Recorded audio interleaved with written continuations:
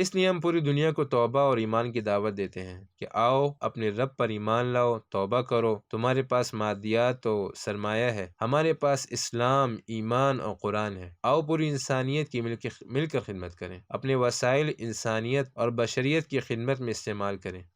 اسی طرح ایمان و اسلام اور قرآن کے ذریعے اللہ کی مخلوق کو خیر اور فائدے پہنچائیں۔ اگر تم ایمان لے آئے اور اللہ پر عقیدہ مضبوط ہو گیا تو ان عذابوں سے تم اتنے پریشان نہیں ہوگے۔ تمہارے پاس ایمان نہیں ہے، تم نے اللہ کی تقدیر اور اللہ کی تقدیری فیصلوں کو نہیں مانا ہے۔ اگر تم ایمان لے آؤ تو یہ مرض تمہاری اتنی پریشانی کا سبب نہیں بنے گا، کیونکہ اگر کوئی شخص ایمان لے آئے تو اس کے لیے اس کے بہت سے علاج موجود ہیں۔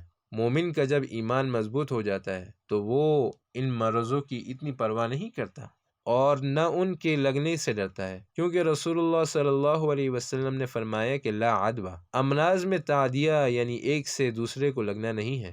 اسی طرح فرمایا لا یعدی شیء شیئا، امراض ایک سے دوسرے کو نہیں لگتے۔ اسی طرح فرمایا کہ فمن عاد الاول، پہلے شخص کو کس نے مرض لگایا؟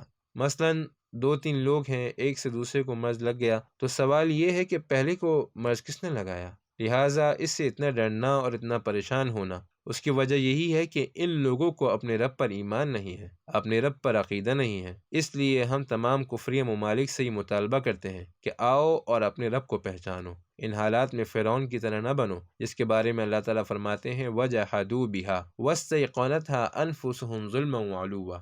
اللہ تعالیٰ فرماتے ہیں کہ انہوں نے انکار کیا معجزوں سے، ایمان سے اور اسلام سے، حالانکہ انہیں پورا یقین حاصل ہو چکا تھا، لیکن ظلم اور تکبر کی وجہ سے انہوں نے ماننے سے انکار کر دیا۔ لہٰذا اگر فرعون کی طرح تم لوگ بھی اس بات پر مطمئن ہو چکے ہو کہ یہ سب رب کی طرف سے ہے، اس کا عذاب ہے، ہمارے گناہوں اور ظلموں کی وجہ سے ہم پر مسلط کیا گیا ہے، تو آؤ اپنے رب کی طرف رجوع کرو، اپنے رب کو پہچانو، ایمان لے آؤ اور اللہ تعالیٰ کے سامنے پورے اخلاص سے توبہ کرو۔ ہم تم سے یہ وعدہ کرتے ہیں کہ ہم ان وائرس والے 10 لوگوں کے ساتھ ایک ہی برتن میں کھانا پینا کریں گے، ہمیں یہ وائرس متاثر نہیں کرے گا، کیونکہ اللہ کے نبی صلی اللہ علیہ وسلم نے ہمیں اس کے علاج بتائے ہوئے ہیں۔ اللہ کے نبی کے مختلف اذکار اور مختلف دعائیں ہیں، مثلاً بسم اللہ الذی لا یضر مع اسمہ شیء فی الارض ولا فی السماء وہو السمیع العلیم۔ اسی طرح اعوذ بکلمات اللہ التامات من شر ما خلق۔